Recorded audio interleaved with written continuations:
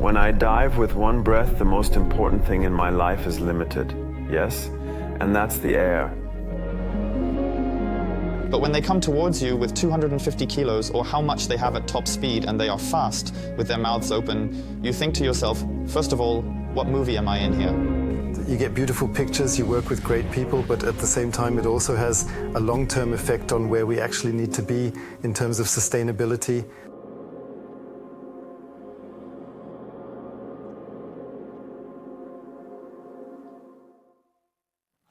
Becoming one with nature, with life, with the horizon, the beautiful motto of the Marine Master. And we couldn't make this message any clearer today with these talk guests. Lukas Müller, shark researcher, freediver, speaker, and Lennart Rosenfeld, underwater cameraman, someone who has more respect for dolphins than for sharks. And together, you are the initiators of Ocean Collective, and someone who never actually dives. Jupp is there, head of Fortis, the face of Fortis, and always so omnipresent on the Fortis channels. Hello, welcome to the next Fortis Talk. The Diver Watch connection is so close and yet so far away. How did it come about? In 2019, my life entered a whole new chapter. I successfully completed my apprenticeship, earning a degree, and went on numerous expeditions during my studies. Soon after, the time came to make important decisions. Where should I go? What should I do? Africa seemed destined for me, as I decided to work in a marine conservation area. In addition, I simultaneously ventured into building a new team in Germany. And during that time, when a multitude of events occurred before the onset of the pandemic, there was a moment where an email appeared in my inbox that I believe I did not open for quite some time. It was a request from Andreas, an individual affiliated with Fortis, who expressed interest in collaborating with cool new partners. The email asked if we should come together and discuss further. As a result, we arranged a meeting in the studio, specifically in the hotel lobby. During this initial encounter, we quickly realized that our philosophies aligned remarkably well, despite the uncertainty about where this journey would lead us. Surprisingly, I was not always enthusiastic about watches, and the Fortis watch served as my introduction to this realm. However, it's interesting how, as a freediver, I naturally relied on accurate time measurement while submerged in the deep waters, where every moment was precious. This posed a philosophical question for me. Should I be the type to rely on a dive computer, or embrace the digital era and opt for a smartwatch that records everything? It was at that moment of self-reflection when I realized that I am not that kind of person. Underwater, I allow my senses to guide me and truly live in the present. The Fortis watch aligned perfectly with this mindset. Looking back after 4 eventful years, we can proudly acknowledge that we have grown into somewhat of a family and that the shared philosophy, which we discussed prior, has manifested itself into a strong and unified team. How is it for you, Jupp? Well, especially when you see the boys, he always brings great stories with him. We had a preliminary talk, and you both spoke very euphorically about your underwater experiences. I don't think you're someone who dives at all, are you? I don't dive at all. So when you say diving to me, I think of beaches and beach bars. That's where you're more likely to find me, but definitely not underwater. I've been diving once in my life. I don't know, I think I was 10 years old or something in the Red Sea in Israel. I remember it was great, but it never grabbed me. It's not my world. But we are a tool watch company. Of course, we make diving watches. And of course, the Marine Master is one of the oldest diving watches in existence. It's absolutely logical that you develop this product further and also need appropriate partners to give you feedback on what you need and what you can do better with the whole watch. Lenny, you capture the fascination of the oceans in your pictures. How much do you need these everyday excursions, something like today, sitting in a studio and having a chat, in order to appreciate this versatility, this fascination again and again? Yes, you absolutely need that. That's exactly why, when we embark on expeditions together, a tremendous amount of things take place within a remarkably brief period. Extraordinary occurrences transpire that are anything but ordinary. Take, for instance, when we were in Norway, where you have the opportunity to dive with orcas amidst the bone-chilling cold of the water, and then a mere few days later find yourself in the Bahamas. It's astonishing how there can be a temperature difference of 27 degrees in the water. Undoubtedly, such conditions have an impact on you. However, while being present in these locations, there's scarcely any time to ponder upon oneself or to truly process the depth of the experiences obtained. You are compelled to focus, to excel, even though you're surrounded by unfamiliar surroundings and habitats. You must remain vigilant, constantly on your toes. Consequently, these emotionally charged impressions often become something to temporarily set aside. If they are permitted to overwhelm us, they may eventually monopolize our attention, detracting from our duties. Nonetheless, it is equally vital to retrospectively contemplate these emotions and the events themselves, embracing their impact once again to comprehend, wow, what have we truly just encountered here? How extraordinary or perilous was it? There are even instances that teeter on the edge of criticality.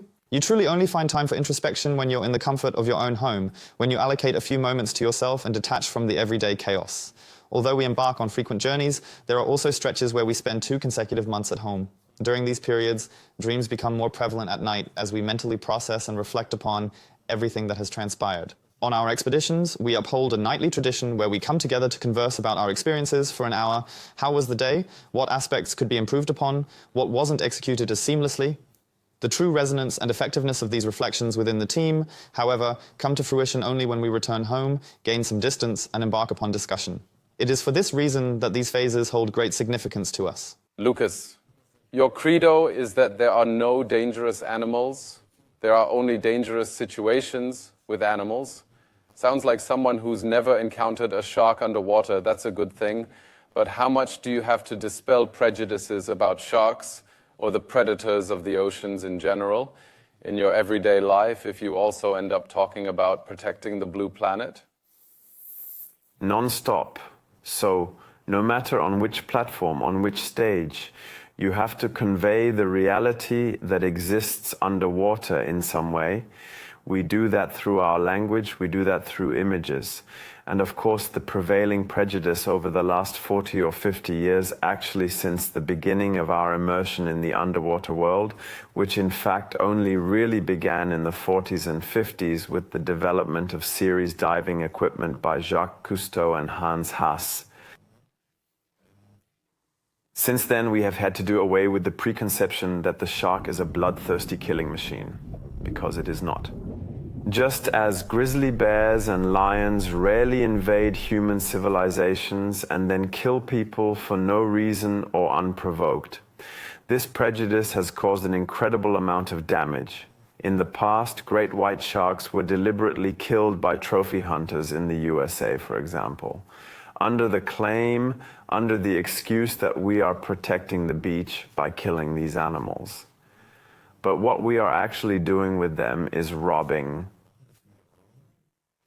The sharks hold immense importance in the world's most crucial ecosystem, the ocean, which alone provides 50% of the oxygen required for our survival. These remarkable creatures serve as stabilizers in the ecosystem, effectively culling out the weak and aged animals from populations. If these profound beings were removed from the ecosystems that have evolved over millions of years, the consequences could be catastrophic, a collapse of the entire ecosystem. This is precisely why people often express fear towards sharks. The fear of predators is deeply ingrained in our DNA, as we share a rich co-evolutionary history with predators in the vast savannas.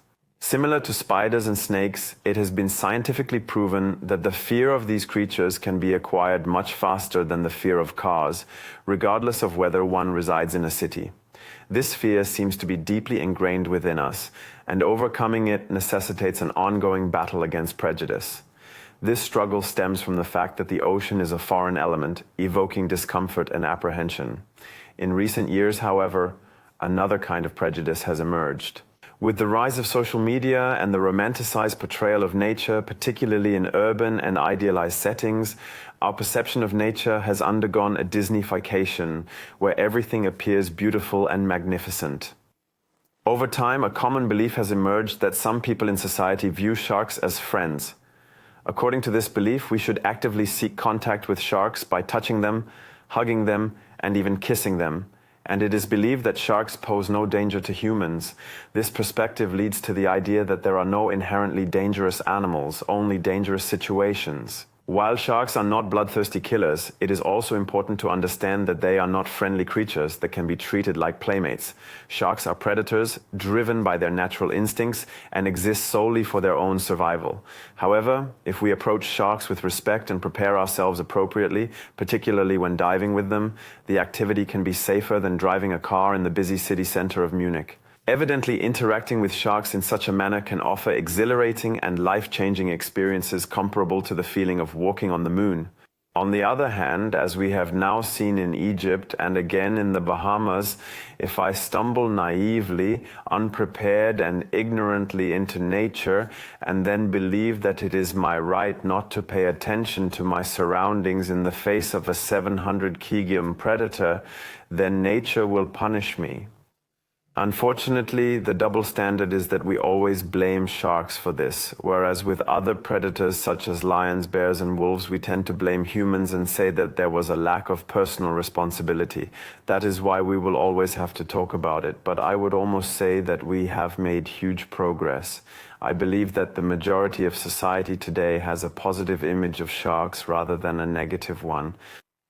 If it were technically possible, we would probably be having this conversation, Jupp, which is what it would normally look like for Fortis underwater, surrounded by coral and sharks. That would be exciting. Let's build a catamaran. But on board then... I think you always have to maintain eye contact. That's very important.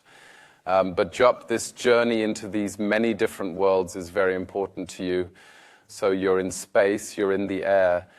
In the form of loops over the Swiss Alps, you're underwater with the two of them. What do you learn from these worlds, and why is that so important to you in the end? Naturally, we aim to demonstrate the versatility and universal applicability of our watch. What excites me most about this project is its departure from the standard approach of simply finding a diver, strapping the watch on their wrist, capturing impressive photos, and using them for advertising purposes. Instead, our focus lies in the underlying purpose and meaning behind their actions. Diving is not merely a recreational activity, it serves a greater cause. While it allows for the integration of enjoyment and work, it must also be driven by a sense of purpose. Supporting environmental preservation can be done with a clear conscience through this project. It transcends mere marketing efforts, offering a unique opportunity to accomplish two things simultaneously. Participants can capture stunning visuals, collaborate with incredible individuals, and contribute to the overall sustainability objectives we strive to achieve in the long run. This is why I believe it is truly remarkable. Toolwatch is the key word, Lenny. As a cameraman, you have so many instruments that you have to keep an eye on at all times. You have to carry all the equipment with you. You have to put it on while you're free diving. Of course, if you want to stay underwater for longer, you still have to have the bottle on your back, so you have a lot of weight too. If I take the Marine Master now, to what extent does it help you underwater or with the whole timing of the day? Because we're really talking about very, very long days. It must be acknowledged that a diver's watch is not just any ordinary timepiece. Historically, it was solely used for diving purposes. Throughout the evolution of the diving industry, a dive computer was eventually introduced, which displayed the time, depth, and sometimes even the tank pressure. This device offered numerous parameters that could be monitored. However, if we reminisce on the era mentioned earlier by Lukas during the times of Cousteau or Hans Haas, a diver would rely solely on a watch and a table. They would calculate underwater the duration of time they could safely remain at a particular depth in order to release the nitrogen gas that would accumulate in their bloodstream. In essence, the diver's watch has always provided an unparalleled sense of security. Whenever I go diving, I ensure that my dive computer accompanies me so that I can always quickly assess my current depth. It is also capable of being connected to other instruments to track my dive time. Furthermore, it calculates the appropriate ascent rate. Nevertheless, it would be remiss of me not to mention that I have encountered situations where the battery of the device unexpectedly died. When this occurs, you find yourself submerged, staring at a blank screen. This is undeniably foolish, especially considering the potential life-threatening circumstances involved. If you find yourself deep underwater or embarking on a lengthy dive, it would be immensely valuable to have an estimation of the time spent at a particular depth in order to plan your ascent. This particular skill was acquired during the training courses. Although I might struggle under those circumstances, I would somehow manage. Hence, I chose to always wear my watch and set the start time before descending. In terms of timekeeping, I find myself relying heavily on my watch. As long as it remains functional, I do not need to worry about any unforeseen malfunctions. Unfortunately, I have experienced such malfunctions with my dive computer. Therefore, the watch serves as a critical backup and a double layer of safety in scuba diving. This principle also applies to free diving. I am aware that Lukas can comfortably hold his breath for 2 minutes. However, when we gather as a group and attempt to hold our breath together, even 30 seconds can seem quite lengthy. We might assume Lukas needs to resurface slowly, thinking he has already been underwater for 4 minutes. Nevertheless, upon consulting our watches, we realize that only 45 seconds have transpired. The watch serves yet again as a reliable ally, constantly reminding us of the passing time. Its secure and snug fit on our suits adds to its value. Most importantly, it instills a profound sense of security, especially when dealing with time parameters that require our utmost attention. To touch on the subject of security, why were watches invented in the first place? Why was a sundial developed? Not in one generation, but through mathematics and the astronomical arts back then, over generations. At the heart of this is human collaboration. People work as a team. It wasn't developed for one person, but that when two parties say they're going to meet somewhere at a certain time, and it was also partly a matter of life and death, of warfare, of agriculture, of sharing tasks, that lies at the heart of the functioning of our entire civilization. We feel that sometimes in our line of work we delve into unimaginable territories. Allow me to illustrate this with an example. Lenny and I possess differing perspectives as we confront the realities of the sea. However, subjectivity can prove perilous in our professional sphere. Personally, I have always been inclined to push boundaries. It's a trait deeply ingrained in my understanding of family. This characteristic affords me the audacity to challenge limits and, on occasion, dare to surpass them. For instance, I have embarked on quests across Europe in search of makohai. Moreover, in dire situations when icy waves crash upon us and we find ourselves feverishly pursued by orcas, while everyone cowers in retreat, I defiantly choose to remain and capture the ordeal until its bitter end. That is indeed a valuable trait, but it can also pose significant risks. Lenny, however, differs slightly in his approach. He exhibits a heightened focus on safety, almost as if it is an integral part of his personality. Even before we come close to reaching our limits, Lenny is always one step ahead, advocating for us to return home to ensure not only the safety of our scientific data and precious hard disks, but also our own lives. Time acts as an impartial and objective agreement between us, ensuring that we successfully establish the boundaries that protect us. Let me provide you with an example. Imagine we are conducting research in Spain, specifically at our dive site. As the sun begins to set, we collectively agree in advance, synchronizing our Fortis smart lock watches and precisely adjusting the bezel lock to determine the designated time to head back. This mutual agreement becomes binding. However, there may be situations where unexpected events occur, such as an encounter with a mako shark during the final stage of our expedition. Mako sharks, known as the fastest swimmers in the ocean, are awe-inspiring creatures. As an immersed researcher captivated by the moment, focusing on capturing photographs and collecting samples, I might lose track of time and veer towards making the mistake of delaying our return. Irrespective of the skipper's skills, driving back in the darkness poses an extremely hazardous situation, regardless of our location globally. One would never wish to navigate through the darkness using a small motorboat with no lights. Consider the potential risks of encountering a container or another boat without proper illumination. Simple situations can turn critical in an instant. What we have observed is that digital displays, be it a dive computer or a smartwatch, lack the same attraction in terms of tactile feedback, particularly in day-to-day use, even in relation to their weight. They don't carry the same burden of ensuring timekeeping accuracy. That is why we frequently find Fortis to be instrumental in maintaining a healthy equilibrium. From coordinating meeting points to timing water activities, it helps eliminate subjectivity and enables us to pursue our endeavors actively and passionately in the long run. That's experience, Jupp, pure gold, isn't it, for you? Yes, absolutely. Definitely. But I found the way you both described yourselves brutally exciting, because that's what I always say internally about what makes a perfect team. It's not made up of people who are like-minded and on the same level, but who balance each other just out the with their strengths and weaknesses. It's just that's in our field in particular, you're never allowed to admit weaknesses in a society. Sometimes you're the strong one, you have to be the leader. I've done this here and I can do this and that. But internally you've struggled with it, or maybe you've just managed it, but now you can't make it look like that to your business partner or company partner or colleague. That's also a very dangerous thing for us. We look deep into each other's eyes in the morning like an old married couple and look at each other and ask, "How are you?" And if I haven't slept well or I notice I'm getting cold symptoms or something, then you just have to say so. Then no picture or situation is that important to go beyond that. And especially when we talk about time again, at some point you reach the point, as Lukas has just described, where it's simply time to call it a day. You don't have to be the one saying, "I've been in the water 5 minutes longer than you, and I'm diving here in a thinner suit." We don't need that at all.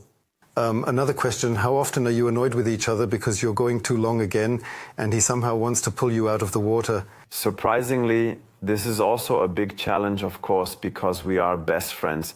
We work together very, very intensively. Sometimes we're together for 14 days, now in summer for 6 weeks, 24/7 in high-pressure situations. So we know when we're annoyed with each other. We also know how to annoy the other person. With me, it's more of a subtle, understated appearance. However, with him, it can sometimes be a bold and outspoken viewpoint. I also appreciate that quality. Surprisingly, it has worked incredibly well for us over the past 2 or 3 years. I believe this success is also attributed to the fact that we all share common ground. When values and objectives align, any discord can be resolved through effective communication. Otherwise, disagreements may occur. Let's say hypothetically I were to disregard safety, human lives, and the overall well-being of our team. Nevertheless, we share the same fundamental principles. Sometimes we may drift apart momentarily only to come back together again. Fortunately, we haven't reached a point of severe disagreement yet. We have frequently had differing opinions, which should not be dismissed. The point is, as Lukas just mentioned, we are quite dissimilar in some respects, yet remarkably similar in others. For instance, one area where we share common ground is our pursuit of perfection. When we are submerged underwater, our aim is to achieve precision. The imagery must remain steady, sharp, properly framed, and everything must seamlessly align. Particularly when Lukas and I dive together, sometimes engaging in synchronized breath hold dives, there are instances where I might use scuba gear while Lukas opts for free diving, requiring him to perform a breathe up on the surface. Essentially, this means Lukas must take a brief moment to regenerate, take another breath, and then descend once more. This process typically takes anywhere from 30 seconds, if we are working swiftly, to a couple of minutes. Meanwhile, I find myself immersed in solitude down below, often surrounded by marine life. I distinctly recall a shoot we once carried out in the Bahamas. The conditions were ideal, abundant, captivating creatures besieged the environment, everything seemed perfect, and I became somewhat enamored with capturing stunning snapshots of these fascinating species. Yet our objective was to photograph both people and animals in a beautiful manner, not just one or the other. Occasionally, I become so absorbed in a particular endeavor that I become determined to follow a shark or other captivating creature, hoping to snap the perfect shot. There was a definitive moment, I remember it vividly, when we were sitting together on the boat at midnight. Did I tell you? Gazing deeply that would into be each you other's down eyes. there. I see it from above, from my perspective. 10 minutes before, clear agreement. So now we're going to do a free diving session here. Animal and human. Lenny, you position yourself there, hand signals. At some point I see my colleague, oh, great light. Oh, nice, there's a lionfish. And there's the reef, moving away so slowly. Did I tell you that I was screaming up there? I haven't heard anything. I shouted, Lenny, come back. I distinctly recall the instance when you descended momentarily and lightly tapped me on the head, saying, "Digger, concentrate, okay?" But now our Not current anymore. situation requires immediate action. The Marine Master still needs a radio function. Yes, a little electric shock, that would be great. You see, that's actually the main point. You're a good team, or I'd say you're good friends, if you can argue with each other without everything falling apart. Everyone has an opinion and tries to come up with a concept. Exactly. It is undoubtedly a very clear viewpoint that needed to be shared and discussed. Unfortunately, there are instances when this necessity can seem foolish or unnecessary. Moreover, there are occasions when inexplicable gut feelings arise during the evening. In these moments, we acknowledge our shared dedication to working together and performing to the best of our abilities. However, we are aware that if we lose focus or deviate from the right path, we may drift apart. Nevertheless, we have the ability to find our way back to one another through engaging in such discussions and reaching agreements. This, I would argue, is somewhat of a secret to our success. I prefer not to divulge any additional information, we have especially gained within extensive knowledge about you both as a team, particularly in terms of safety, specifically when discussing the time frame. Hence, many individuals may naively assume that diving into the water instantly transports them into the world of Finding Nemo. However, there is a considerable amount of effort required, ensuring that weather conditions are suitable for the equipment and taking the necessary preparations. How does this meticulous process compare to the moments of pure joy experienced beneath the water's surface? So ideally, if you have enough resources for your projects, if you have an appropriate lead time, then I would say 3 times as much time goes into the organization, and then you have part of it in the water. But the last 4 years have been different. Over the last 4 years, I've spent an average of more than 150 days at sea, and at some point that wears on you. It also wears on the organization at some point. And then you try to make up for the lack of resources, especially here in nature conservation and also in nature films. We'll talk about that again in a moment. The change brought about by television, the change in NGOs. This landscape, just like the watch landscape, is now changing radically fast. If you don't have the necessary resources, then you definitely need to compensate for it in other ways. This can be achieved by putting in more effort and spending more time on the water. However, this can take a toll on your body. Balancing these factors has been a delicate task over the past few years. As a result, we made the decision to establish the Ocean Collective as an expedition agency. The main reason behind this idea was my realization that marine biologists, marine conservationists, and nature filmmakers in Germany face tremendous challenges. We wanted to emulate the approach taken by athletes. They have an off-season and dedicate several months to training and preparation. Our aim was to have a clear mission, such as studying a rare species or documenting it for a media platform, and then embark on an expedition. Working together, we have dedicated significant effort in recent years to establish an infrastructure that provides us with the flexibility to produce high-quality work. After all, quality is paramount. What I always appreciated about Lenny when we got to know each other over the years, I've seen that he has a huge talent, he has a super good eye for high-quality images. And what I always appreciate most about any person, whether it's a jazz musician, someone who dances ballet, a watchmaker, or a diver, is when someone has the highest standards in their work. And I think that's the case with us when it comes to freediving with sharks and rare species. And with Lenny, this image composition, I have a huge amount of respect for it. And at some point you have to ask yourself, how can you best bring this character into play? Yes, what does he need?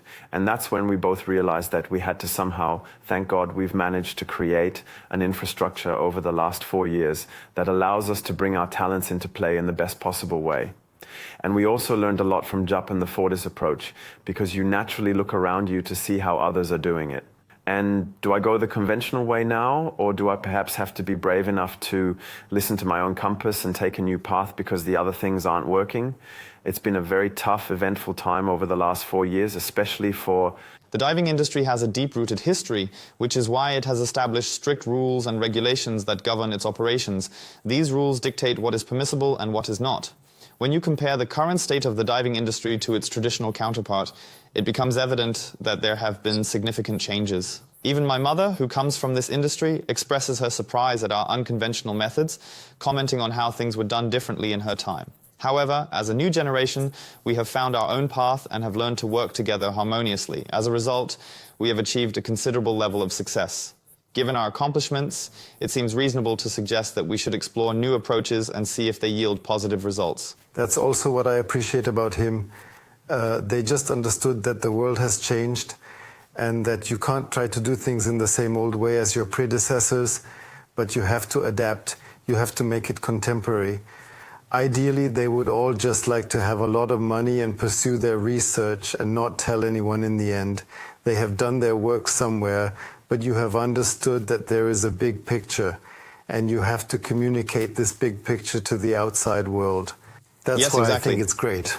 And with Ocean Collective, if I've understood it correctly, anyone can take part. So it doesn't necessarily have to be someone who has dived a lot or who can operate a camera, but it can also be someone who just wants to lend a hand. Evolution was a bit, it was only very, very recently that we started diving underwater. And above all, diving with sharks was, I would say, almost impossible for normal people from Central Europe until the 1990s. There were some pioneers. You had to know someone who knew someone who knew someone. And he said to Jim in the Bahamas, "I know Ralph, I'll vouch for him, put my hand in the fire." And if he misbehaved, then no German would come there for the next 5 years. And around the 2000s, that's when it turned. That's when the whole thing became commercially established. That's when there was cage diving, the first diving in the Bahamas. And by 2011, the whole thing was already so big as an industry because these animals just have such charisma, they have such a pull, just like the lions and the big animals of the savannah. Millions of people have already dived with sharks and are able to use them commercially. At the same time, a lot has changed in research, in marine research. You used to have well-paid, funded projects to study sharks academically. But over the last few years, funding has become increasingly scarce, increasingly difficult, especially now. Middle East conflict, pandemic, energy crisis. Also the donation-based projects. It's no longer so easy for researchers to say, I'll just do some basic research and go somewhere. And we had to ask ourselves, how can we implement our research projects? How can we implement media projects? That's the other thing, television. The broadcasters have less and less money, less and less money. You used to get 100 or 200K for a nature documentary. You could go filming for 2 or 3 months. Now we work with a quarter of that and have to deliver the same quality, if not even better. Then we had to ask ourselves, how can we bring these different projects together? Many years ago, as a freediving instructor, I was able to learn from one of the best freedivers in the world. It took me 5, 6, 7 years to learn how to dive with a great white shark, how to dive with a tiger shark, how to dive with a mako shark. Then I learned how to teach people. Just like skateboarding, maybe like watchmaking, when something becomes popular, there is always a very steep learning curve from generation to generation, where the learning curve is very fast. Well, I used to skate a bit as a hobby. Yes, very badly. I wasn't talented at all. I was always lying down. And I know that it took me around 6 months to become proficient at performing a kickflip on a skateboard as well as effectively maneuvering in a half pipe. If you visit a skate park today or even a couple of weeks ago, you would have observed that I was in Spain last week where there were many kids skateboarding. It's crucial to be able to execute a kickflip within the first few months of starting when you're 12 years old. Otherwise, you won't have accomplished much. This principle also applies to freediving nowadays. We now believe, or rather, we are aware, that over the past 3 years, we have successfully trained beginners to dive from scratch with only one breath. These individuals are now able to dive to depths of 15 to 20 meters in caves and demonstrate competent diving skills. They can navigate through the environment and safely return to the surface, even in rivers, lakes, and oceans. Currently, we are embarking on the next phase of our journey. Instead of passively participating in a package tour and simply observing sharks like a tourist on safari, we are immersing ourselves in the water. During this involved experience, you have the opportunity to capture photographs and learn very little. Moreover, undertaking such a selfish and non-spiritual encounter depletes significant resources unnecessarily. For some, it's spiritual, but I think there's a huge difference between what we're doing. We often ponder on how to actively engage people without compromising their independence. We believe that everyone has the ability to contribute, whether by free diving or learning to dive with sharks. Our goal is to transform ordinary individuals into passionate marine biologists. This is why we organize citizen science expeditions and marine biology expeditions, where participants can learn to free dive alongside us. Subsequently, we take our teams to France and Spain. In the current year, we were fortunate to have 32 people diving with blue sharks and mako sharks while also collecting valuable scientific data. The most remarkable aspect is that their trip provides financial relief for our clubs and research projects. Additionally, it offers them the opportunity to be active participants rather than passive tourists. They can proudly claim, I conducted research, I was on a mission, and I did it alongside individuals who share the same values. This notion may sound bizarre to some, and consequently we face criticism and opposition from numerous people due to its novelty. You always get that when you do something new, which is good. Yes, and there are parallels to what happened when we were at Watch Time in Düsseldorf, for example, similar conversations and criticism that Jupp got. I'll be interested to hear what that was like. How do you deal with such criticism when people tell you that what you're doing with Fortis isn't working? It goes in there, it goes out there. Nah, you always take everything to heart.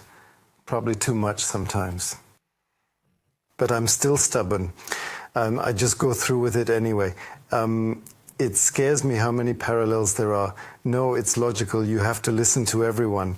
But now I have 5 years more experience, and now I also know that there are simply a lot of steam talkers out there who, as soon as you do something where you realize it's successful, the envious people come, and then they try to belittle you and criticize you as loudly as possible.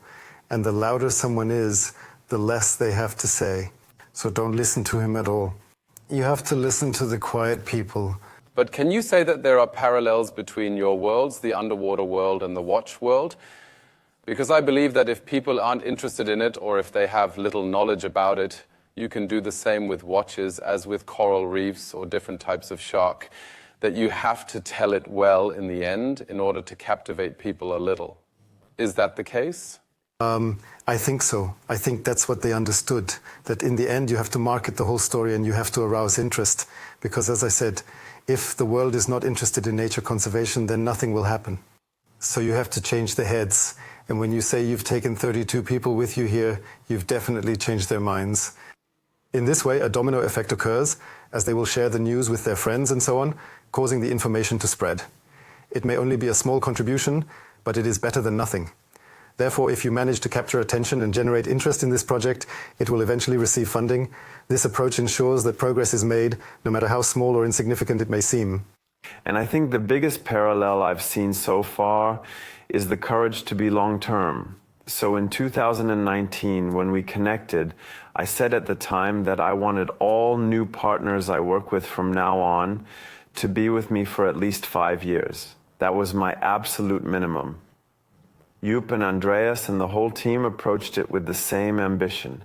And today, we see in our attention span through inflation how our system is shaped by incentives, that everything is shortened. Consumption is being shortened, partnerships are being shortened. At some point, everything becomes transactional.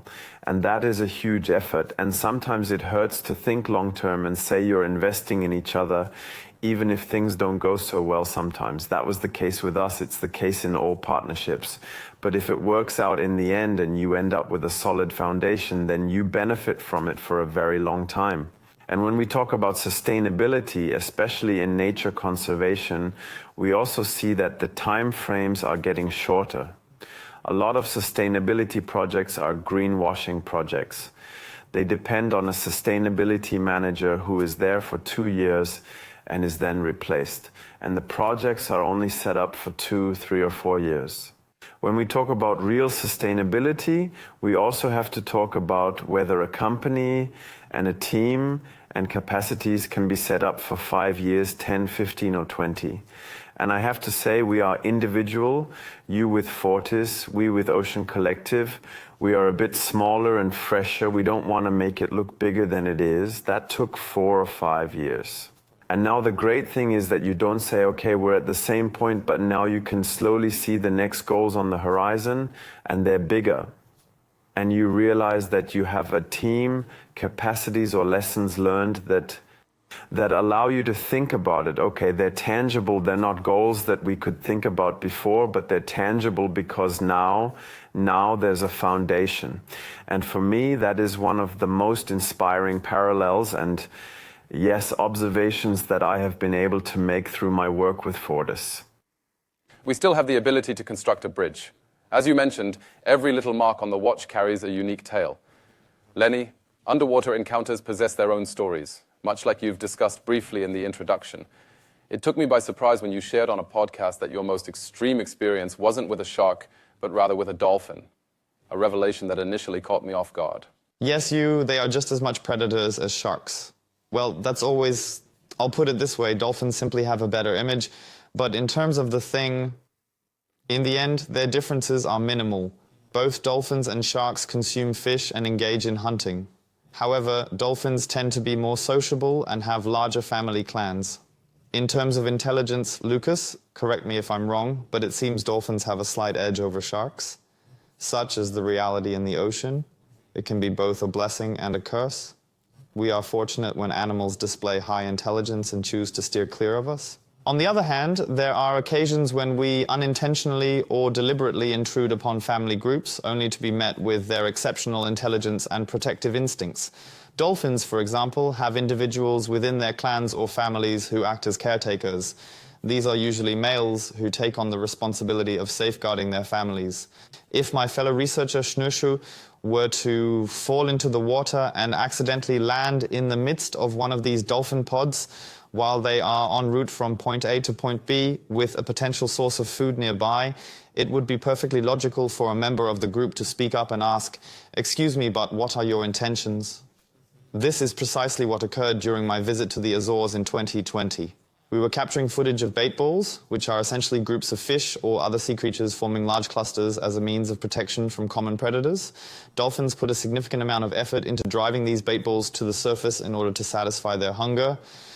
Regrettably, I found myself in the wrong place at the wrong time and accidentally fell into the midst of their feeding frenzy. The caretaker in the pod promptly conveyed the message that I had reached my limit.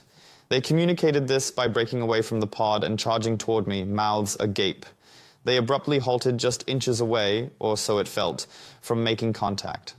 When a 3-meter-long dolphin, weighing in at around 250 kilograms and propelling itself towards you at astonishing speed, and they are indeed swift, you can't help but question the reality of the situation. Amidst the chaos, you find yourself thinking, am I part of a movie scene? Initially, you assume the dolphin is simply having a playful moment and means no harm. However, they go to great lengths to demonstrate otherwise. In no uncertain terms, they indicate that there are boundaries that should not be crossed. It was in that moment that reality struck me once more. This is not my home. This is not my domain.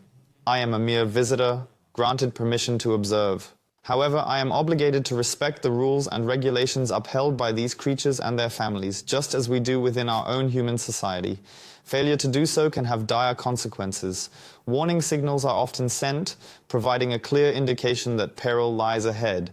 Without a doubt, that particular encounter was a vivid reminder of the importance of recognizing and respecting the nuanced dynamics of the natural world. You stop it here and don't come any closer signal. Lukas, what do the red flags look like on a great white shark? The unforgettable moment when I had my first encounter with a great white shark, my body became completely motionless, even before noticing the warning signs. This experience often leaves a lasting impression on me. That we or underwater camera people or researchers are always cool and always know what the animals are doing, that's not true. So especially when you start out at the beginning, you sometimes get into situations where you realize I'm not up to it, I'm in the wrong place. I've taken on something here. I'm not even in the hierarchy of those who are really experts. And the first time I was there was with William Winram and Frederick Buell, who in my opinion are the best fright hours in the world. In Guadalupe, on an island in Mexico, where white sharks, yes, take on sizes like in movies. So 6 meters long, weighing 2 tons, 60 km/h top speed. If it hits you, it's just like a car with teeth driving into you at 120 km/h because you naturally have more resistance underwater. If it hits you, you don't fly through the air. You have water resistance behind you. And back then I thought it was going to be really cool. You've seen all the documentaries, you've done the freewheeling course, now you're riding with the 2 best in the world. I remember how I was outside the cage back then. I was absolutely paralyzed. I had tunnel vision, my heart was pounding, I had a dry mouth, pure adrenaline. I haven't even had time to see red flags yet. That's how impressive this animal is, because that's the difference between great white sharks and all the others. That's why most accidents or bites from sharks to humans are from the great white. Great white sharks hunt tuna, sometimes dead whales and other animals, rays. But once they reach a certain size, they concentrate exclusively on mammals. And the white sharks in Guadeloupe, just like white sharks in South Africa, hunt seals and elephant seals. In other words, this animal is so intelligent that at a distance of 20 or 30 meters, you are up in the water, and then a bus-sized animal swims below you at the edge of your vision, 20 or 30 meters away. But all you see is a shadow. And for half an hour you look around, we have to look over our shoulders all the time, even us at work. Sometimes it looks funny when we're shark diving and you're sitting in a cafe in Germany and I'm sitting there with my girlfriend looking around the whole time and watching the whole cafe, like a spy. And this animal watches you for half an hour. And then at some point, having become a little inattentive, I poked my head out of the water to suggest, hey guys, let's have a look. And at that moment, I hear the warning signal from Fred. Doot, doot, doot, doot, doot.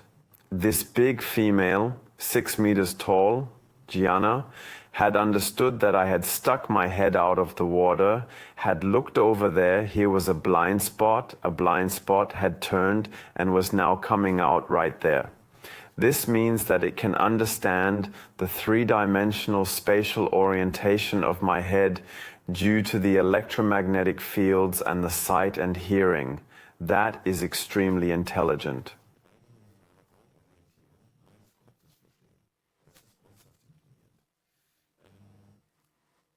So basically, to dive with such large predators, you don't need any specific knowledge about what the red flags are, what I have to do when. Instead, you need basic skills.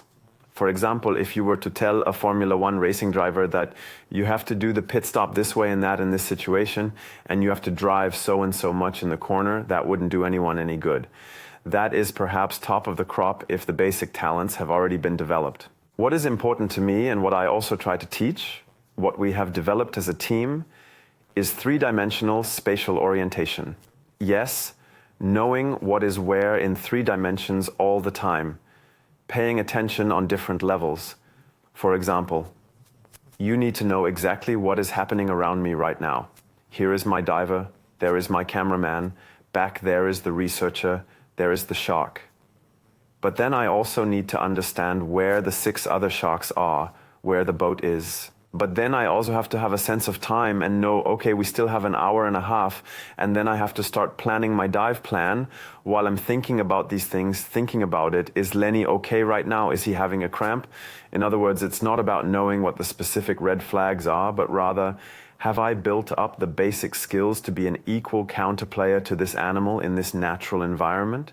If you then make mistakes, then of course, if a great white shark swims directly towards you, yes, that's curiosity. If you don't swim away from the animal, you keep eye contact, yes, and you know where the animal is, then you're signaling to the animal, I've seen you. I'm not afraid of you. I'm not prey. The fact that you, as a monkey, are initially a stranger to this animal means that it doesn't immediately perceive you as a prey animal. But when it starts circling, when it gets closer and closer and turns away, then at some point you realize, okay, this could be critical. Sometimes white sharks push their fins down. Yes, that's a signal. The pectoral fins are pushed down like this.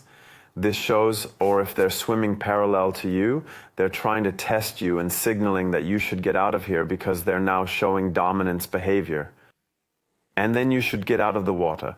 And I emphasize here again, I have dived with great white sharks outside the cage with the best free divers in the world. I would say today, after 10 or 13 years, I feel ready to do it on my own and maybe guide the guys in the right conditions. But even then, it's a very challenging thing. And I'm always of the opinion. As a normal person, you can dive with reef sharks, you can dive with whales. There are so many species of shark. We see in the climbing sector on Mount Everest what happens when normal people take on too much. Teams of Sherpas now regularly have to go up there to retrieve bodies. I don't recommend diving with great white sharks to everyone, and only to people who really know what they're doing, in good company. I believe it is worth reconsidering our thoughts. It is my belief that we should reconsider our thoughts once more and reevaluate our position. Jupp is watching this from the cage. But you can already see that it's a really blatant complexity. The senses that you have to perceive, the stimuli that are emitted, and in your case, the technology that you have to keep an eye on. When does that moment come when I somehow block it out and enjoy it? Because I'm still underwater, and at best I see a world that I've never seen before in this form. Not often. For me, anyway. That's exactly what you're saying. When you're underwater, I have my camera positioned right in front of my nose, with a little screen displaying a myriad of thoughts in my head. I ponder about Lukas's diving technique. Is he executing it properly? Is he following my instructions for the right movement and pose? Is the animal demonstrating the correct behavior? And am I myself in the right position? Additionally, I contemplate whether the lighting is just right. In this scenario, there is no room for any mistakes or retakes. This is a moment that occurs only once, requiring intense focus. After ensuring that I have successfully captured the perfect shot, or even before I commence taking photos, I sometimes keep the camera away during the first dive. By doing so, I aim to comprehend the animal's behavior and the functioning of the ecosystem we are exploring. It is only then that I allow myself to fully immerse and enjoy the experience. This approach has led to numerous extraordinary moments underwater. However, when I am working or filming, which is predominantly the case for me, I do find some enjoyment in the process due to its captivating nature. It's my dream job to do it like this, but it's not perceived as extreme. There have been situations where I've only seen the pictures afterwards and thought, wow, that's amazing, that happened, I didn't even see it. Look what's going on in the background, I didn't even notice that. Maybe it's different as the person who is allowed to interact with the animal, in this case Lukas. Because then you really get much more involved with the animal, and I'm more in the second row and try to hold on to that. So that's how it is with me. I think the big difference is that there's another age gap between us. Yes, Lukas has been around forever. No, but that's still, you're now 27, 28, that's 5 years. And the 5 more years I've had under my belt, and I've been working in this field for longer and have had a few more adventures, then you realize at some point, even after 1 or 2 near-death situations, or when you burn yourself out on projects that don't work out, then at some point you realize how short life is. And when that has become tangible and you realize, okay, the first signs of age are appearing, I won't be able to do this for 30 years, but I have maybe 20 good years left, then I can, because maybe I already do 1 or 2 things with a looseness and are also automated in the water, which Lenny is still learning, enjoy moments consciously, and there are different ones. So when I can pick out 2 or 3, one of the moments for me this season was an absolute moment of happiness. We were on the boat with our fellow researchers and we were actually out placing transmitters on blue sharks. And my responsibility was more team management and maybe in the end helping the researcher to fit the sharks with transmitters. And then a moonfish showed up, the biggest bony fish in the oceans. But they're small in the Bay of Biscay, they're very rare. There are a lot of divers in the world who really want to see a moonfish. The 2 local divers told us that it's almost impossible to be in the water with these animals. And then I said, do I have to go in the water now? Or should I send the 2 Lennys? I still have 1 Lenny who is good looking, blonde and blue-eyed, but he's my research colleague. Then I asked, would you like to do it? Both of them said yes, because I mentioned that I can direct better if I'm on the boat and give them instructions on how to approach the animal and guide them on directions like 12 o'clock or 1 o'clock. And as they slowly drifted in, I kept a close watch on the animal. Eventually, we always wear a full suit, and I told the guys it's moving away. I only glanced for a moment, and in just 2 minutes, it had already reached the boat. So they had to get in the water immediately. And there they were, going topless, just like idiots. They jumped into the water without even thinking, and I wasn't even in the water myself. But it was fascinating to see how the 2 boys cautiously entered the water, and they did a wonderful job. Lenny was especially impressive. You could clearly see every muscle in his forearm as he held the camera. These creatures are incredibly timid. Our local partners have only managed to film a few seconds of them in the past years. The guys then spent 30 minutes in the shallow water with this animal, and I knew I didn't need to be in the water. The important part is the end goal. It's all about the mission. And a few weeks later, the guys supported me and suggested that I should go to the French border as there might be a chance of finding a mako shark. They prepared all the equipment for me, placed it in the car, and assured me that they had my back for tomorrow's expedition. They encouraged me to push the limits and strive for what seems impossible. It's truly inspiring, something I haven't experienced in a long time. And today, after 10 years, I finally have the necessary tools, resources, and support from the team to focus on my craft. I can go out there in a region where no one has ever discovered a mako shark. It's an extremely rare animal, and very little is known about them in this area in the heart of Europe. Previously, diving with sharks in Europe was almost inconceivable, but now we can venture out and search for them. Then putting fish blood in the water for 5 or 6 hours. And that's crazy. That's maybe like, I don't know, collecting Markland trains. I sometimes fantasize at night about rotten fish and their consistency, because we need this scent to attract the sharks. Otherwise, we can't find them. And then I'm standing there in a poncho full of fish blood and tuna, and people are throwing up. Fortunately, there is no olfactory television yet. Just so, thank you very much. And then it glistens in the morning, and I look at the depth relief chart. I look at my watch. The timing is good, the current is running, and I can feel that it's right. And if the ocean now rewards us for having worked our asses off for the last 10 years, then a shark is about to appear. And then when the researcher comes to me and says, "Where are the sharks currently located?" At that particular moment, 2 birds take off from a spot covered in oil, sitting in the shining of the sunrise, and I'm standing there with dark circles under my eyes, completely drained. Suddenly, the dorsal fin of a mako shark appears from the water, belonging to one of the rarest species on Earth. It is like stumbling upon snow leopards in Bavaria, an incredible occurrence. The fin gracefully glides around the boat, astonishing everyone. It is in that instant when you realize the dedication of 10 years, the investment you have made, and all the doubts others have expressed about the fruitlessness of your work or how trivial it is. But then it all pays off. You can call Lenny and exclaim, "We've achieved it." And in that moment, you can ponder on what comes next. Undoubtedly, diving alongside these magnificent creatures is extraordinary, yet the experiences we share with others and the accomplishments we jointly achieve, especially after spending 3 or 4 years honing our ideas, are equally remarkable. Designing a watch like this is a long and arduous process. However, the satisfaction lies in witnessing it functioning flawlessly, hearing customers express their awe at the Novonaut, or having fellow swimmers on the boat witness the majestic makos and react in sheer delight. It is true that triumphs like these are not commonplace. Failure and sadness permeate our endeavors, placing an immense amount of strain on our families.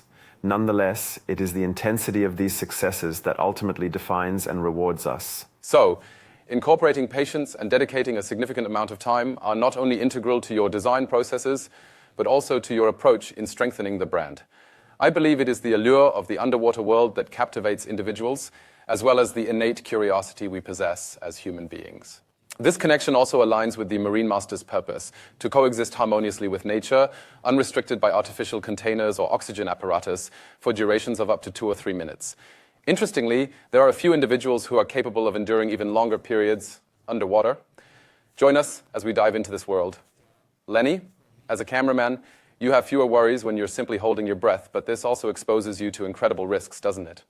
Yes, well, we all have a warning signal inside us. If we hold our breath, we get this breathing reflex at some point. Now, once your body senses the need to dispose of the accumulated CO2 and resume normal breathing, there's a trick that works incredibly well for me. Freediving serves as a secret weapon, granting you the ability to approach creatures closely underwater while exhibiting a unique level of flexibility that cannot be achieved elsewhere. No noise is made as I descend through the water like a quiet arrow, mesmerizing the animals with my presence, as if they have never seen anything like it before. Consequently, they tend to venture close to me. Naturally, every nature filmmaker desires the closest proximity to the animals possible.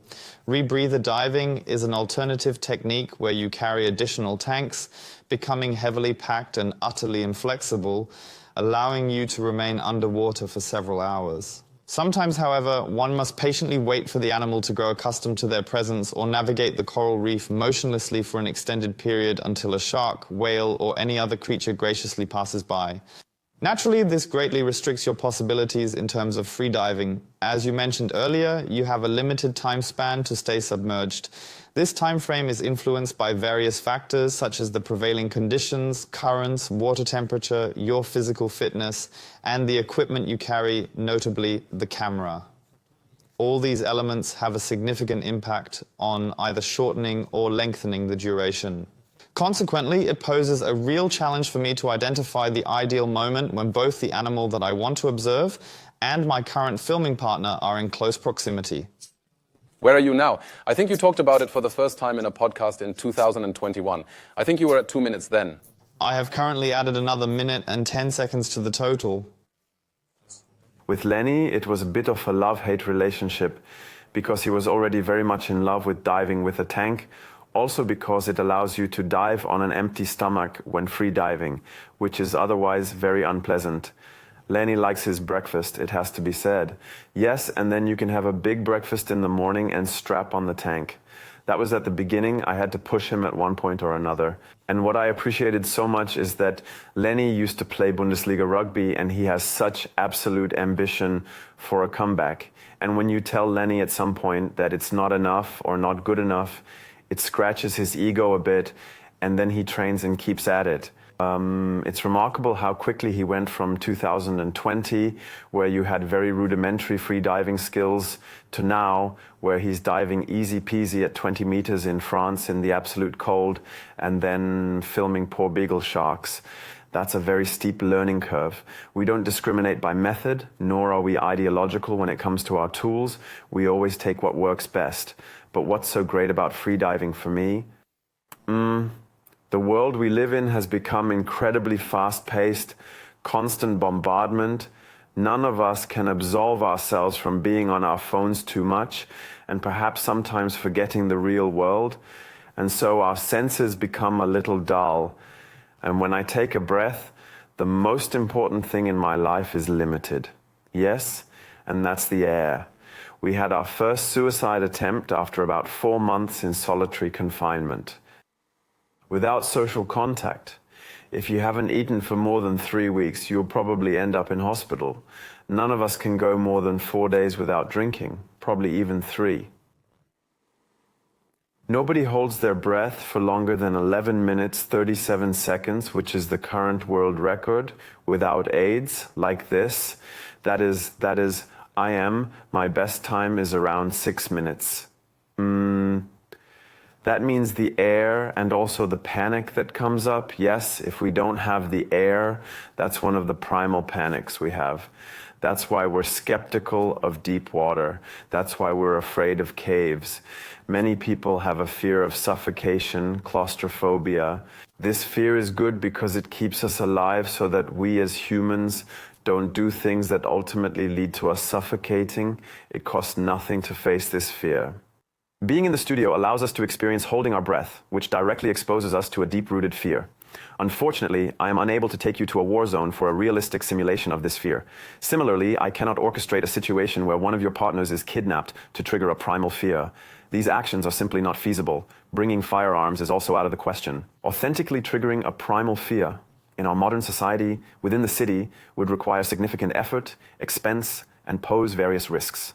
When you hold your breath, you are confronted with it. I used to have a blatant inner dialogue in my head. I sometimes perceived things in my everyday life as stress or as fears that weren't actually fears. We, as humans, are exceptionally adept at this particular skill. It is this ability that enables us to adapt and find normalization in various situations. Take Ukraine, for instance, where individuals have managed to normalize the existence of a war and still continue to lead their everyday lives. On the contrary, I have come across individuals who are billionaires, yet they appear to be the unhappiest people I have ever encountered. Their unhappiness stems from the fact that they have normalized their extravagant wealth and resources to the point where it only brings them momentary satisfaction. When I engage in freediving, I feel a sense of returning to my true self. By harnessing and embracing this primal fear, I am able to view it as a warning signal, comparable to the flashing light in the cockpit of an airplane. Instead of immediately diving in and confronting the fear head-on, I take a moment to observe and understand it. As I become familiar with this sensation, all the other stresses in life suddenly fade into the background. I believe this practice to be beneficial for everyone. Additionally, from Fortis' perspective, apnoea diving adds an aesthetic appeal and looks splendid in photographs. We can now try out how long we can hold our breath. I think it would be a maximum of 1 pool length for me. We had breakfast. That's not good for us. You also have to say that what Lukas is saying right now, this moment of stress, that also comes at the same time when he's talking from the camera perspective very quickly, because I dive down, I'm at my depth, and then for some inexplicable reason, the other person is unable to keep pace with me as they require 2 additional breaths. Meanwhile, I am already descending, getting into position. Alternatively, the creature might complete another lap before commencing its routine. Suddenly it begins, oh goodness, it's starting already. Why now? I must remain submerged for another minute or possibly 30 more seconds, finding a way to persevere through the mounting strain. This is the kind of pressure that I, as an underwater camera person, strive to ignore. I simply tell myself that I must find a solution, that I must capture this image no matter what, even when my body is signaling that it is time to stop, that it is no longer feasible once the warning light in the cockpit illuminates. I strive to remain composed and affirm that it will be easy. May I say one more positive thing? Go ahead. We don't have any airtime here. You're allowed to overdo it, Thomas Gottschalk style. You recently inquired Jupp about Fortis exploring other realms, particularly the resurgence of interest in space. Presently, one of the US presidential candidates is connected to the relative who kick-started the historic space race and sent astronauts to the moon. It is remarkable to note that our smartphones now possess more computational capabilities than NASA did at that time. Furthermore, there is now a focus on reaching Mars as well. I firmly believe that this pursuit will have a profound impact on our civilization, driving it forward in numerous ways. We sometimes forget that we can fly as humans in a completely different world, in a different universe that we hardly know anything about, for free, and that is in the ocean. When I free dive, my heart rate drops, and I can, even as a beginner, if we were to train for a day now, you could easily manage 10 meters, hold your breath for 2 or 3 minutes, you're at it for a year, then you're flying at a depth of 15 or 20 meters with sharks and whales in a 3-dimensional space. Jeff Bezos paid I don't know how many hundreds of millions to fly into space with his rocket. Here in Germany, we pay 50 euros in the tank to experience 3 hours of weightlessness. I can do backflips and slow motion wingsuit flying without the risk of death, sinking 20 or 30 meters into the depths. If I were to compare what we experience in a coral reef, I'm lying in a coral reef and around me are 500 or 600 Aden of colorful little fish, rich biodiversity. The analogy would be that I fly through the forest with a jetpack, which is silent and noiseless, and then around me hundreds of wolves, butterflies, squirrels, etc. jump around and interact with me 1 meter away from me. We can't experience that on land, only underwater. And what I would say to anyone is that it's accessible to everyone. We have people with us who are 16 years old. We have people with us who are 82 years old. Freediving is a sport that anyone can do. If you have a fascination for the underwater world, you no longer have to take 10,000 diving courses and make 5 phone calls around the world like you used to. Instead, thanks to the internet and this most amazing time in human history, which is often viewed very negatively, you can now have the training and equipment to interact weightlessly with almost every species in the world as a land-based person in a completely new world within a year. And I think that's the other frontier we have on our own planet apart from space. No deadlines, and the horizon in front of you is also a nice feature of the Marine Master. Yep, in conclusion, I think we were both able to broaden our horizons today, in particular by talking to the two of them. Earlier you asked me what you learned from these two. Now you've heard it. My notebook is full and my head is full too. What will you take away also for your partnership?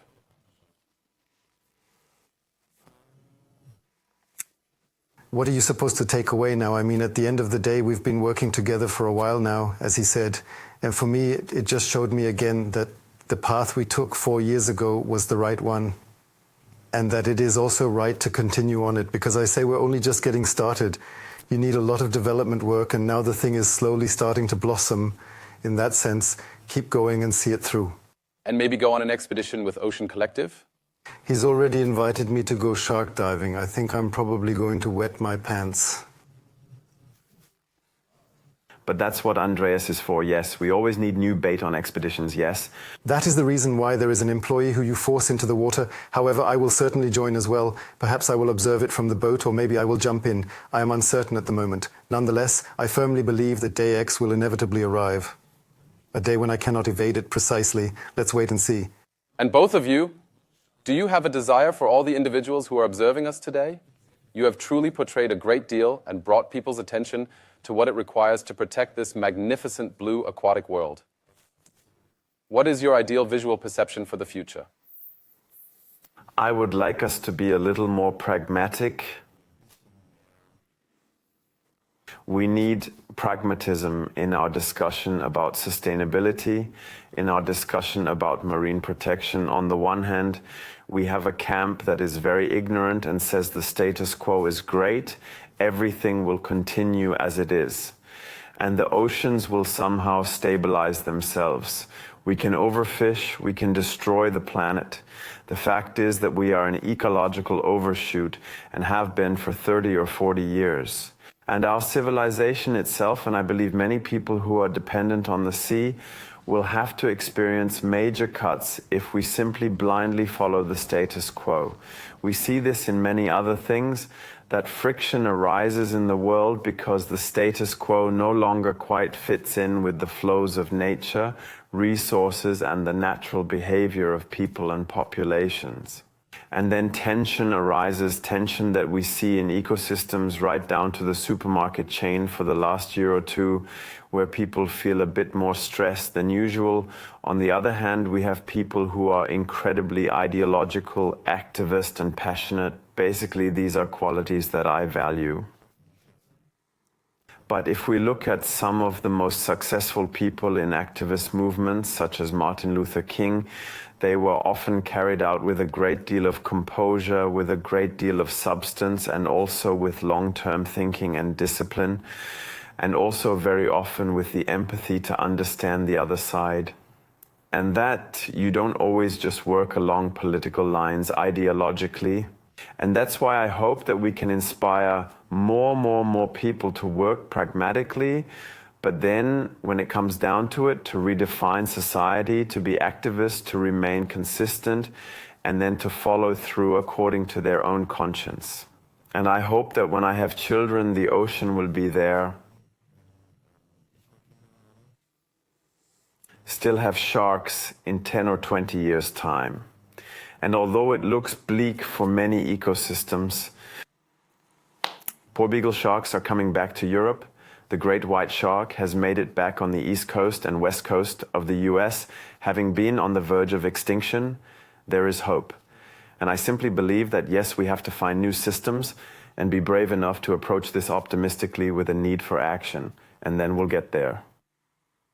Lenny, what would be your dream image? I think it would be good if you understood the big picture and the place you're in a bit better, because ever since I started freediving and spent a lot of time on the ocean and in the ocean, I have noticed a significant change in how I handle stressful situations. Things that used to drive me crazy no longer have the same impact on me. I think it's because I have gained a broader perspective and can see the bigger picture. There are some places that demand a lot from you, but when you reflect on yourself and what you are capable of, you realize that you have been through worse situations. There are people who have experienced far worse things than what we are experiencing now. It's all about shifting your mindset and approaching these situations from a more philosophical standpoint. I strongly believe that if you focus on what you can do and have confidence in yourself, while also surrounding yourself with a supportive team, you will ultimately receive something positive in return. This principle also applies to working on the ocean. If you consistently put in the effort and go out there every day, pushing yourself beyond your limits, you will eventually be rewarded. One of the most important lessons I've learned in this collaboration and in life in general is that perseverance and self-belief are key to achieving success. Don't let minor setbacks derail you from your path. This mindset gives me hope and motivates me to utilize my days off by working on films for NGOs, specifically by selecting and editing footage. While I may not be financially compensated for this work, I recognize that it is my responsibility to contribute in protecting the ocean. I truly believe that there are countless individuals out there, regardless of their profession, who have a similar drive to make a difference. Whether they work in IT, advertising, or dentistry, they have the power to use their skills and influence to raise awareness and take action. I often find myself in situations where I am traveling to different productions and striking up conversations with people. It's interesting to learn about their occupations, and I always appreciate the chance to discuss my work as well. Hearing about their lives and sharing my passion with them adds to my sense of purpose. It's these connections and collective efforts that can bring about positive change, even when faced with adversity. I believe that everyone can do a little something. And that also ties in with what Lukas just said, that if you get together and all do a bit of something together, then we can achieve quite a lot. And to have the courage to say, come on, even if it's just a little bit, we'll stick together and do it together and not everyone on their own, then you can make a difference. That's a quality that often gets lost among us, where everyone tries to do things for themselves, and I have to be the top dog here and no one else. Everyone can be good at what they do, but if you bring it all together in the end, you can achieve much, much more. We invite everyone to join us. We called it Ocean Collective for a reason, because we believe in the collaborative spirit of humanity. People only work well as a team. And the example you just gave, we have a lady with her daughter with us. She once experienced a really bad trauma in the water, had really bad experiences in the water. She is a dentist by profession and wants to give her daughter. There was once a woman who had a strong fascination with sharks, almost like a childhood infatuation. She decided to take a trip to the Bahamas to dive with them, and that's how she got to know me. We went on multiple expeditions together. This woman went from being scared and having negative experiences in the water to becoming a freediver. She is now a dentist who dives with porbeagle sharks, mako sharks, and blue sharks. She also takes impressive photos and joins us on expeditions. In her dental practice, she proudly displays shark photos from our expeditions on the ceiling above the treatment chair. Now, children who visit her practice can see these incredible creatures and share in her passion. It is our belief that we should not only be the experts doing these things, but instead, we should invite others on an inclusive journey and encourage them to join us. Let's show them that we can do it instead of just talking about it. Oceancollective.com, richtig? Ocean-collective.de. That's us, thank you. Lukas Müller and Lennart Rossenfeld, thank you very, very much. Yes, thank you. We were able to immerse ourselves in the fascination of the ocean with you, especially the two of us and you at home too, of course. If you don't know the Fortis Canal yet, there are many, many worlds here that you can immerse yourself in, dive into, whatever. Space, we have jets, almost everything really. You can also learn a lot about Fortis, how Fortis works, how it is assembled. Then you often get to see Jupp or Andreas. In other words, all the faces of Fortis that you should get to know, and all the best to you both for the next projects for your missions. If you would like to find out a little more about Lenny and Lukas when you get home, we have produced a film up here where they talk a little more about their projects and the fascination of diving. Thank you very much for your attention, and see you next time.